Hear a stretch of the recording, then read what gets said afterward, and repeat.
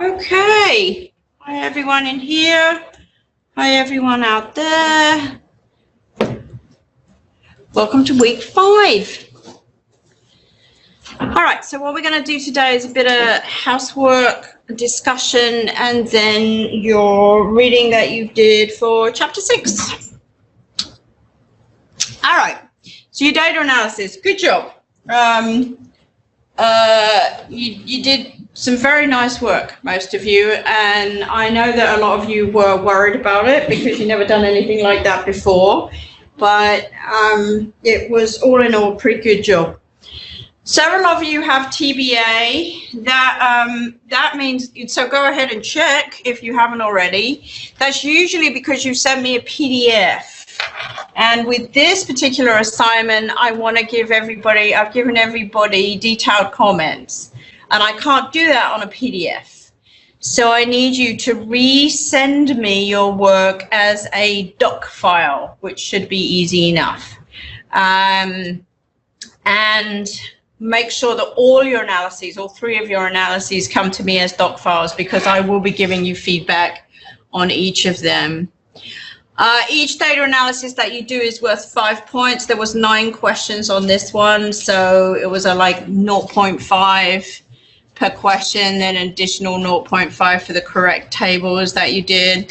If you have any specific questions as to why you got 3.97, then let me know. I have kept your grades.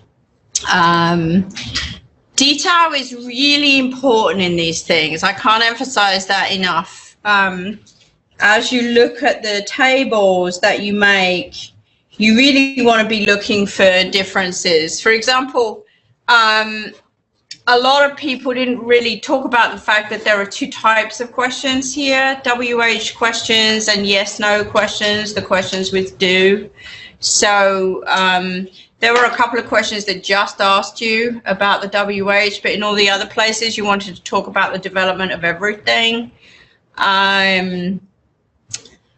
Not just report what you see. Some people are just reporting what they see, like there's a past tense on did.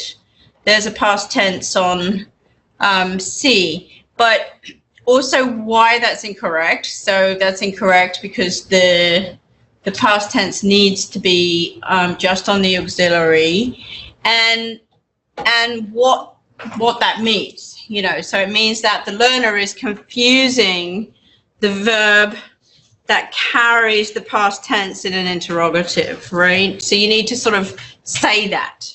You might be thinking that, but I need you to say that, otherwise I don't know you're thinking that. There was a question where it said describe all instances of past tense questions from 6 to 8 months, and people just sort of said, well, here's what happened. In general, like, it really look at the question. Whatever it's asking you, do that work. Okay, as I say, detail is everything. I'm not going to take points off, but I can't give you points if you don't write and tell me what you're thinking. Okay, if you decide that you're struggling a little bit with all 3 data analysis are going to involve syntax, because most data analysis does involve syntax, get yourself a grammar book. Now there are 2 possibilities, and both of these are in multiple editions, which is why I haven't given you a date. The grammar book is a huge hardback book by Diane Larson Freeman and Marianne Sells-Mercier, and that you can take with you for the rest of your career. I mean, once you've bought the grammar book, and it goes to every single point of grammar in English, and you know, so you can look it up. So you can say, okay, if this data analysis is about the past perfect tense, you can go into the grammar book and look up the past perfect, and it will give you lots of details and it will help you. So for example, if you were looking at the questions and you were like, you know, what's the difference between a do question and a WH question, you can find all that information. The other book is by Michael Swan, again in multiple editions. It's much smaller and it is a paperback, and it's called Practical English Usage. And what it does is literally focus on learner errors. So if a learner makes an error, typical learner errors are all in there. So and that's how it's divided, by learner error. So if you're interested in looking, if you've got a learner error, they're misusing the possessive pronoun, you literally look in the back for possessive pronoun and it will take you to the right place in the book, and it will have the typical learner errors, and it will explain to you why those errors occur and what's going on. So again, either of these, both of these. I mean, I was traveling a lot when I was an EFL teacher, so there was no way I was taking the grammar book with me because it's just a hard cut. In fact, it's so popular that I'm not even sure still it's a paperback. They haven't had to make it a paperback. They've been able to sell the hardcover copy for all these years. So I wasn't going to carry that in my suitcase. So I carry Practical English Usage everywhere with me. So because you don't learn this, you know, you have to learn this stuff. The more you engage with it, the more you learn it. So we don't expect you to know it automatically. So either of those or both of those are good things to get yourself, that you can just engage in some sort of getting an idea. In your classes, probably in high school, I imagine, and in college, you didn't deal with actual grammar. You dealt with what you should do and what you shouldn't do, right? No dangling modifiers, no this, no that, right? This stuff you got to know how the structure of the language is working, more like what you did in 555 and 501. So go ahead, they're both excellent resources. All right, let's, I want to focus on what's coming up in the next couple of weeks. Obviously, we have spring break next week, so there is no class of any description. Then if you look at your syllabus, we have a second data analysis due on Monday, the 26th of March. So what I'm going to do is post that data analysis over spring break, and the data question. Right, the data material that you need. Okay, it looks very similar to the one you just did. It's a whole different thing, but it looks like that. And I'll send you a email blast saying, okay, it's now uploaded into eCollege, so you can go ahead and have a look at it.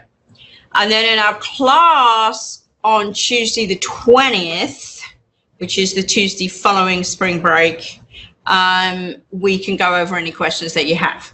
Okay, so make sure you take a look at it over spring break or over the weekend at the end of spring break or Monday. Get a sense of what it is that you need to be doing. Any questions that you have, you can ask me on Tuesday the 20th, and it's due Monday the 26th. You can also use the virtual office, obviously, to ask me questions. Now, the midterm exam is due on Monday, April the 2nd. Okay, it's a take-home exam, and it will be posted on Tuesday, 27th. In other words, you turn in your data analysis, and then you start on your midterm exam. There is an online class on Tuesday 27th. Okay, that means from the 3 people I'm looking at, there is no class for you, and for everybody outside, there's no lecture. Okay, so by an online class, I'll be writing it up in, and Sheehan will be posting it for you, and it will be a written introduction to the work. Okay, because I'm in Chicago. Yeah. Does that all make... This is all exactly the same as the syllabus, I might add. There's nothing, I haven't changed anything here, but I just wanted to give you a clear idea. Any questions from my three here? So we do have an in-person class on the 20th. You do have an in-person class on the 20th. Yeah. I'm just not coming to the. I won't be at the lab meeting, but I will be here for class. Yep. Yes, I got that wrong. I thought I wasn't here for the 20th, but I am here for the 20th. Okay. Any? All right. Okay.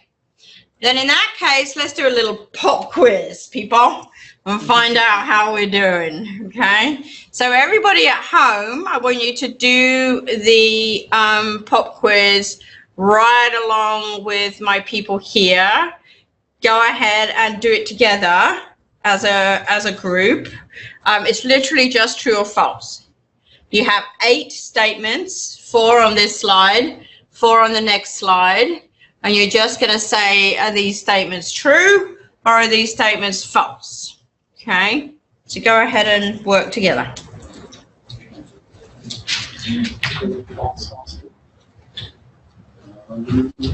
Yes.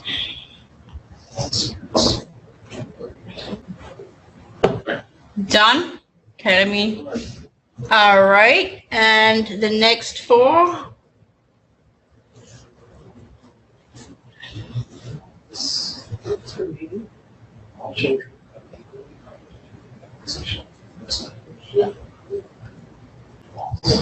Oh, sorry, that should be are do, not as do.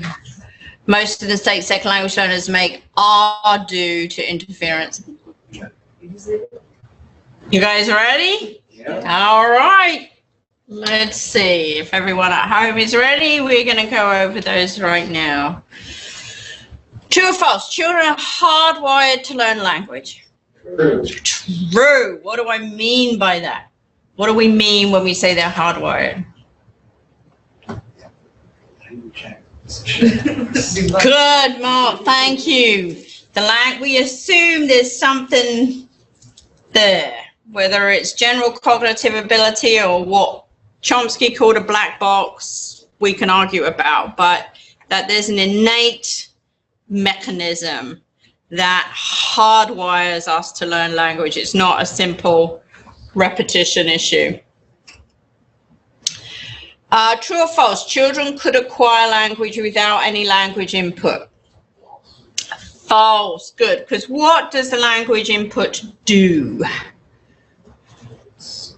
Regulates the learning device. Good. It triggers it, right? It triggers the learning to, and you decide where you're going to put everything based on the input that you get. Good. True or false? Some languages are more difficult for children to learn than others. False. Indeed. Why is that false? I'm assuming it's talking about first language, and Sorry. Yes, indeed it is. no child without mental impairment will struggle to learn the first language. Absolutely right. No child, given that they do not have a mental impairment, has any trouble learning their first language. Remember, we're just talking about acquiring a language. We're not talking about literacy. That's a whole other thing. Okay? And remember that when we think of vocabulary, something like vocabulary, obviously literacy increases our vocabulary, right? If you think in terms of the GRE vocabulary. So we're not talking about that kind of vocabulary. We're talking about the ability to communicate on an everyday level. Okay, children, true or false? Children often make mistakes with grammar and vocabulary as they are learning. True. And why do we think they're making those mistakes? This is first language children again, sorry. Because they haven't figured out the rules yet. Right, so what do they tend to do? If they haven't figured out the rules, what will they do? Overgeneralize or overextend. Good, overextend or overgeneralize. So they make the kinds of errors that mean that they've got a rule in their head that's overextended or overgeneralized, like irregular verbs, trying to make an irregular verb a regular verb, okay? Excellent, 4 out of 4, boom. All children become, true or false, all children become equally competent in their acquisition of their first language. Yes. True. Yes, this is true. Okay, again, we said this, right? Assuming no mental impairment, everybody reaches a similar level. Now, again, we're not talking about literacy, okay? That's why I was kind of. Yeah. Literacy, there's a reason I used acquisition. Now, some people will distinguish between the terms acquisition and learning, and some people won't. But acquisition literally means the part of it that does not involve reading, writing, any of those things, right? Literally just the acquisition, so to be able to string together a sentence. Okay, that's really all that means. Okay. True or false, most of the mistakes second language learners make are due to interference from their first language. False, says Diego. Good. Why is that false, Diego? Only about 32% of errors come from first language. Good. We're not sure, but when you do some rough math, it looks like transfer can only account for about 33% of errors, right? It's clear that errors are coming from somewhere other than the first language. And you guys now saw that in your data set, right? Now, the Norwegian boy had some crossover, but like the Japanese girl, there was no crossover between what she was saying, how she organized a question structure in her first language and in her second. So that wasn't what she was doing. Now, she had other problems, developing the auxiliary and so on, but that wasn't straight up and down transfer from Japanese. True or false, most of the important questions we have regarding how second language learners learn language have been answered. False. False. Good. What makes you say that? Because we still don't know if it's a successful language learner. Just the big thing. This is good. Yeah. This is that alone kind of gives it a false. Yeah. Yeah. Good. I don't know what the important questions are.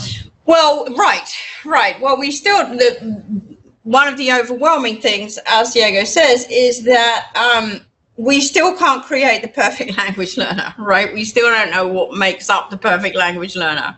Some of us are really good and some of us are not so good, and we're still working on why that might be. In addition, remember that second language acquisition has only been going fairly strong since the 1960s, which I, not Mark, but I was born in. So that's not that long, frankly. So we've got a lot more to learn about how second languages are being learned. True or false, learners' errors should be corrected as soon as they are made in order to prevent the formation of bad habits. False. False. Good. Where did that come from? That was from behaviorism. Good. That was from behaviorism, and what we know is that is in fact not true.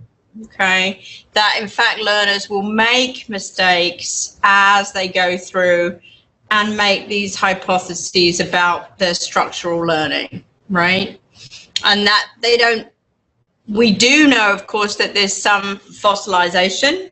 At some point learners might stop, but that is not a result of bad habits so much as we don't really know why some learners plateau and stop they just sort of stop, and it could be for a variety of reasons. It could be because they lose motivation. It could be because they're quite happy communicating at that level. They're not particularly interested in going any further. It could be that they've met their goals in terms of what it is that they wanted to do. It could be a whole range of things, right? Good job. So that would be 8 out of 8 in the classroom. Woohoo! I hope we got 8 out of 8 out there. Any questions about any of those 8 out of 8?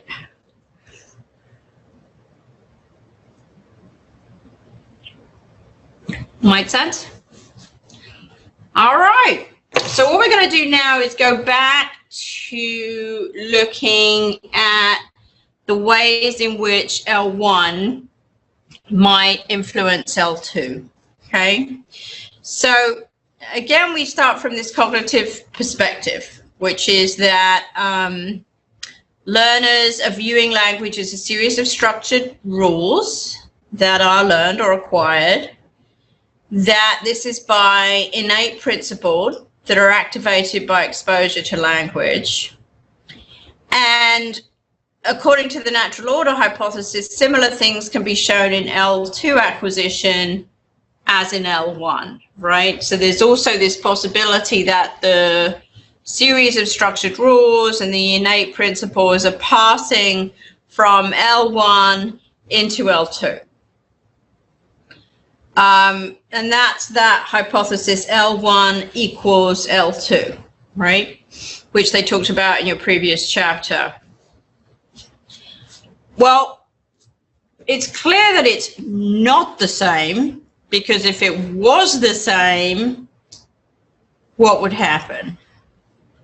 We would all be super fab at our L2 or L3 or whatever it is, right? If it was all exactly the same, why wouldn't we be as fabulous in our second language as adults as we are in our first language? So we know that that's not quite true. Now, the question is, why isn't that true? Now, some people, for example, would argue that that language acquisition device, that black box, atrophies as you get older. So basically, by the time you're at puberty, it's sort of, I don't know, atrophy to me means it all kind of goes blah, and it's sort of, and it's no longer usable in the same way as it was when you were a child learning your first language. Other people argue that it is all still there, but the problem is that now you have an L1 already in place, and that this L1 is messing with the system, okay? Because you can't help yourself, all right?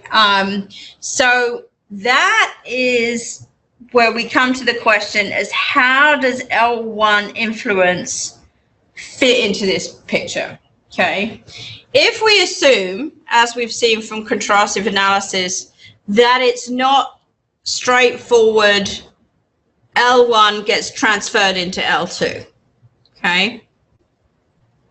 And we can see that that's not, again, remember the analysis you just did of the Japanese girl. What was not happening was she was just taking that Japanese structure and putting it on English. Okay, but she does have that first language structure. So in what ways, if any, is the L1 influencing the L2, okay? Well, as usual, it could be complicated, right? It doesn't have to be either or, right? It doesn't have to be that L1 influence is making all the difference in L2. So L1 transfer is making all the difference. In fact, we show it in or that L1 doesn't have anything to do with it, right? The chances are that L1 has something to do with it. And the question is, what is that? So what this chapter looks at is the different possibilities that researchers and theoreticians have come up with to explain what might be happening with L1 transfer. Why is it not wholesale coming in, and but why is there other things that are going on? So learners may pick and choose what comes from the L1 for different reasons, and steadily over time, the more we do this, the suggestion is that learners really may do this on a one-to-one, not one-to-one, individual basis. Like some learners may focus on one strategy or do one thing, and some learners do another thing. We don't necessarily, in other words, all our brains are not the same. So this is why we now have cross-linguistic influence instead of transfer, right? Because if it's not a straightforward transfer on top, then it's sort of more like that, right? So we have to try and tease apart what the that bits are, okay? And if you start looking at it that way, you end up looking at the ways that L1 might affect L2, or in fact, the L2 can affect the L1, right? Can result in some language loss. So, for example, when Sal Taro goes home to Italy, all his Italian family tell him that he no longer sounds Italian. He's got some input from the phonological system in English that's now overlaying his Italian, making him sound less Italian. He also struggles with some vocabulary to remember it. It's like clearly not, you know, all his vocabulary that's front and center in his brain is English. To the point, actually, where we recently had a visitor from France, and we showed her an armadillo, and she said, well, what's that in Italian or French? And he just couldn't even remember the name. It just gone. The notion of armadillo as anything other than armadillo had disappeared. So that's what we call language loss. Obviously, it's not wholesale loss, but it's, you know, lack of practice on a daily basis. And then this also includes, if we have an L3, how that might affect the L1 or the L2, or you can have, in fact, LX, right, which means how your L4 affects your L3, affects your L2, and so this is all now called, in general, cross-linguistic influence, right? So what learners appear to do is use anything they can to, quote, hang new linguistic knowledge onto, unquote, right? That they talk about in terms of, if you're Chinese and you've learned Spanish, then you will more likely to use the Spanish to hook your English onto than you are your Chinese. Do you see what I'm saying? So that there's a recognition that the structural similarities between the Spanish and the English are much more significant potentially than the structural significance between the Chinese and the English. So they might mediate their learning of English through their L2 in Spanish, right? Have you ever tried to learn another Romance language? French. French. But it was taught in English. Right. So I learned it through my English. Through your English. But looking back, it made so much more sense to use my Spanish to look at the French structure. Right. I learned it from English. Yeah. Perspective. Anyway, to make it more difficult for you. Yeah. Yeah. Awesome. Definitely. Okay. Your instinct, had you been left alone, this is a very Krashen-esque statement I'm about to make, actually. Had you been left alone, your instinct would probably have been to go via your Spanish. Yeah. Once I was made aware of that, I started comparing it to the Spanish, you know, the translation, the word structure, and yeah, it made it a lot easier. Yeah.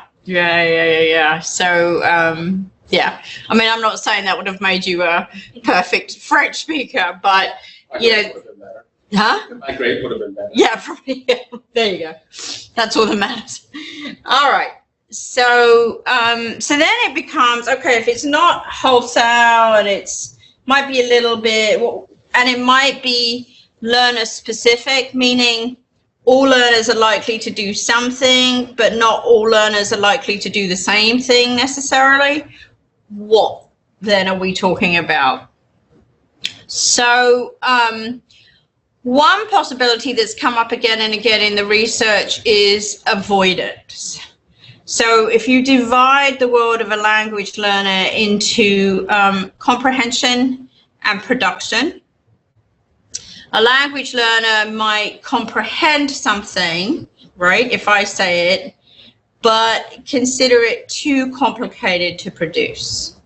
So instead of producing it, they will avoid it, right? Now, we have talked about this before in light of something else. Does anyone remember?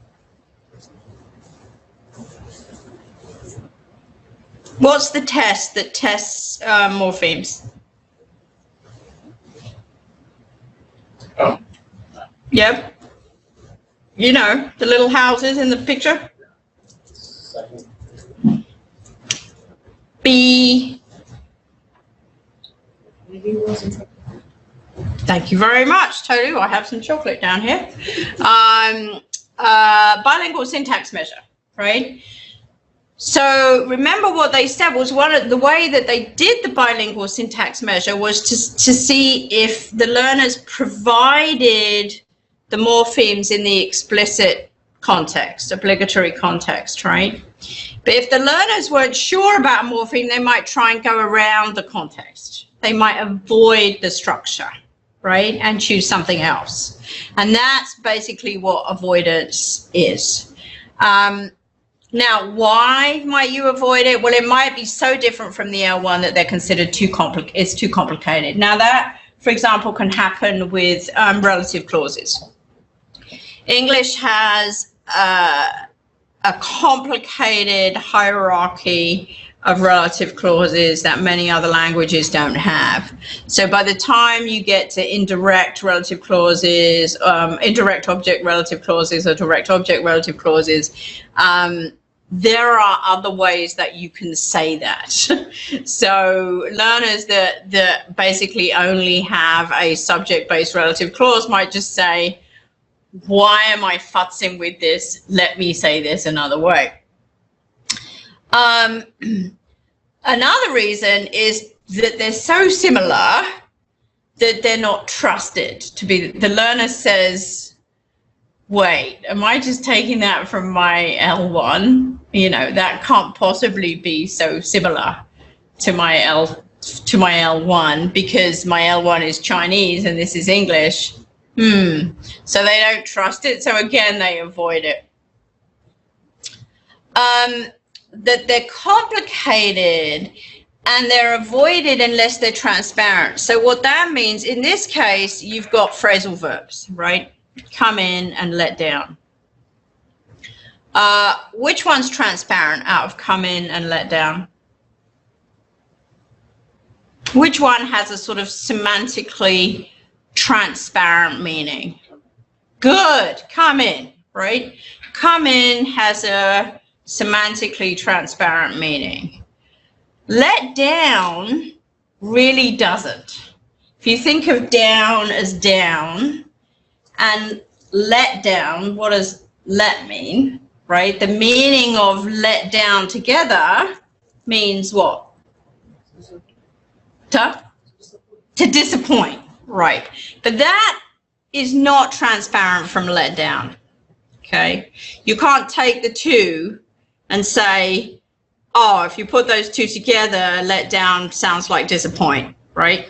Whereas if you put come and in together, that sounds like come in, right? And that's the difference between transparent and non-transparent, okay? So if the meaning is really transparent, they'll think, okay, that's fine. But if it's non-transparent, then they might avoid it because they're not sure if they're using it in the right way. And this issue of transparency applies across all the systems, across vocabulary, syntax, phonology, the whole thing.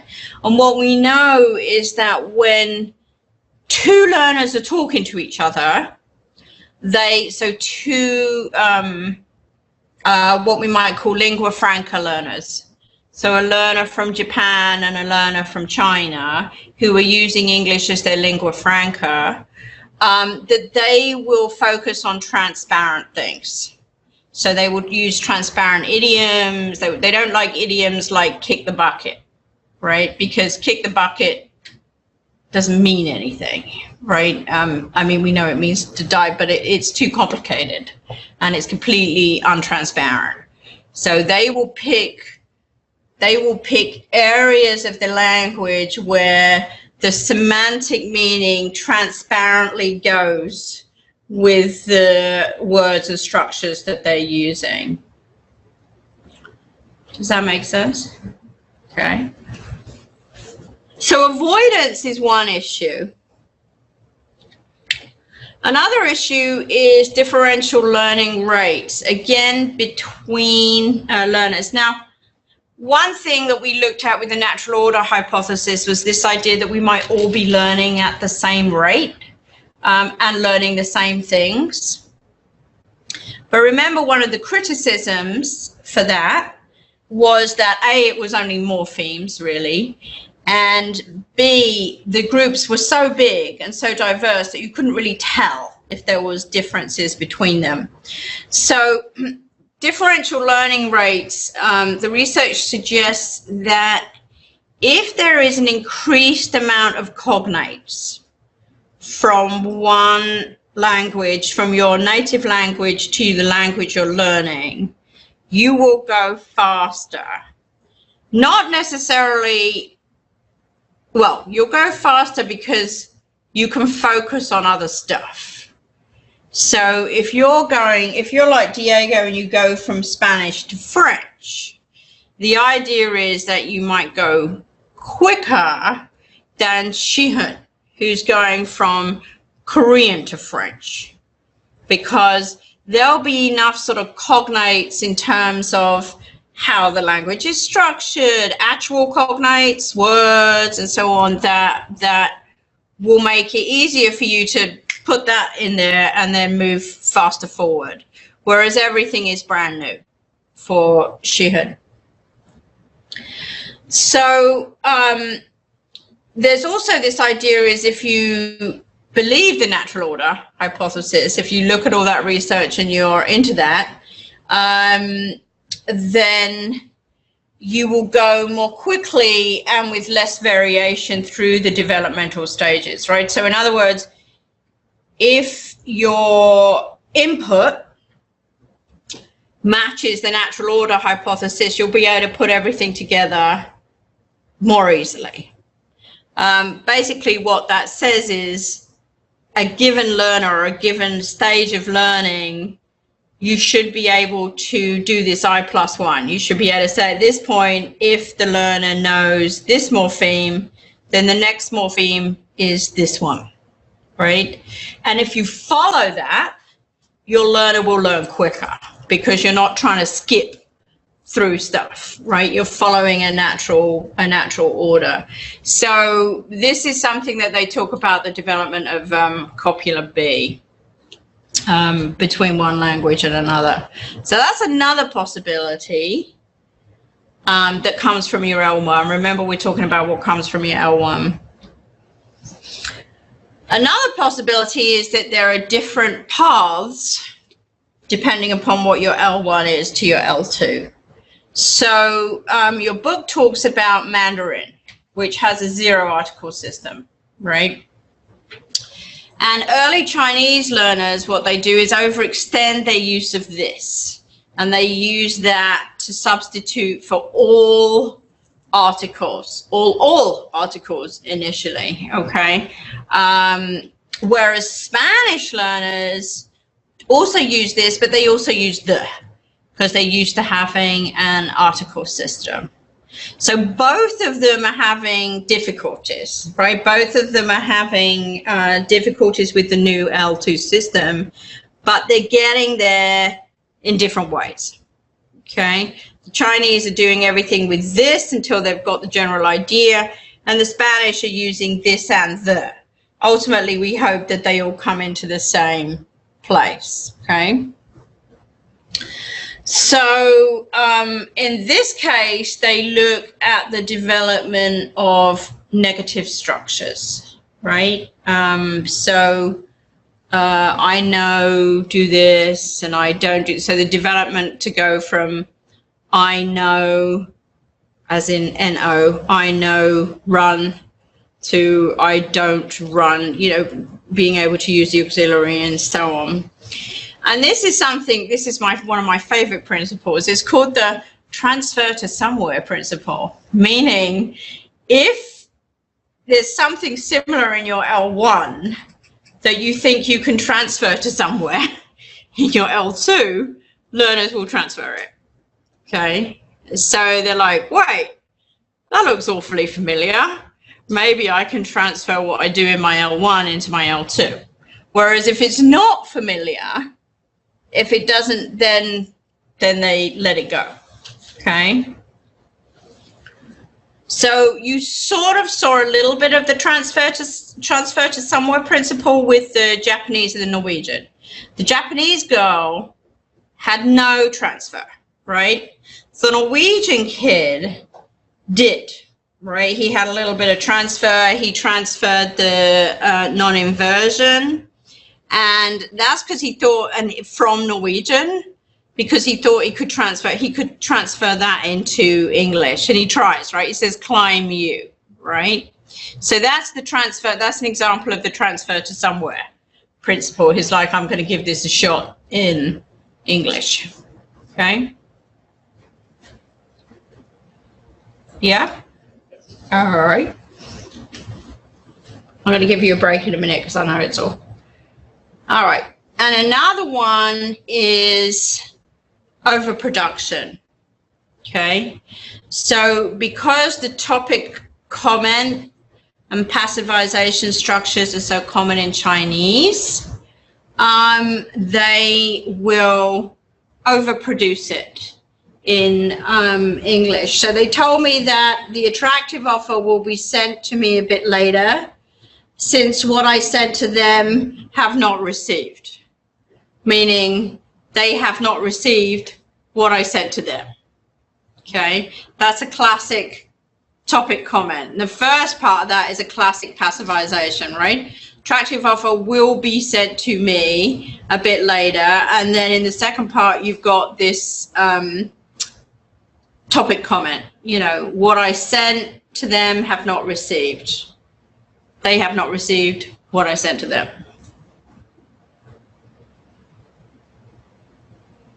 Does that? Diego's. So they tend to make sentences passive.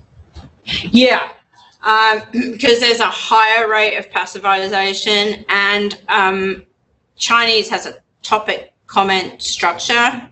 So this, now we have topic comment structure in English. We can say mushrooms I like, right? And that's topic comment. So you take the topic, which is mushrooms, and then you put your comment about it, right? But that's a very, I mean, it sounds Yiddish, basically, yeah. I mean, to me, it sounds sort of New York Yiddish kind of, and we don't use it very often. We only use it very specifically for a specific reason, whereas topic comment is the normal structure in Chinese. Is it specifically the direct object that they switch? Well, it depends what the topic is. Basically, any topic. In this case, the topic is what I sent them, right? So it's the whole, so it could be, oh, did I just change it? It could be the complement. Doesn't have to be the direct object. It could be everything that comes after the verb, the whole complement structure, okay? But yeah, basically everything is shifted that way. And in fact, those of you that teach, everybody that's out there and anyone in here has taught any Chinese learners, this comes up a lot in writing structure. When they're writing papers, their instinct, your Chinese learner's instinct is to use this topic comment structure, which is hard for us. It takes you a second to work out what it is that they're doing, right? For us, it's very specifically, if you think about something like mushrooms I like, it's very specifically in a contrast environment, you know, where you would say, Yeah, I hate peppers. And I hate anchovies. So you're talking about what you like on your pizza, right? I hate anchovies and I hate peppers. Now, mushrooms, I like, right? So in that specific contrastive environment, it sounds perfectly normal to use a topic comment structure, but you wouldn't just come out with it, like, without that kind of environment. Yeah. All right, let's stop there for a second and think about that. Any questions about these strategies? So remember what these are. These are strategies or ways in which L1 might come in to influence the L2. All right, take a 10-minute break. I brought some chocolate.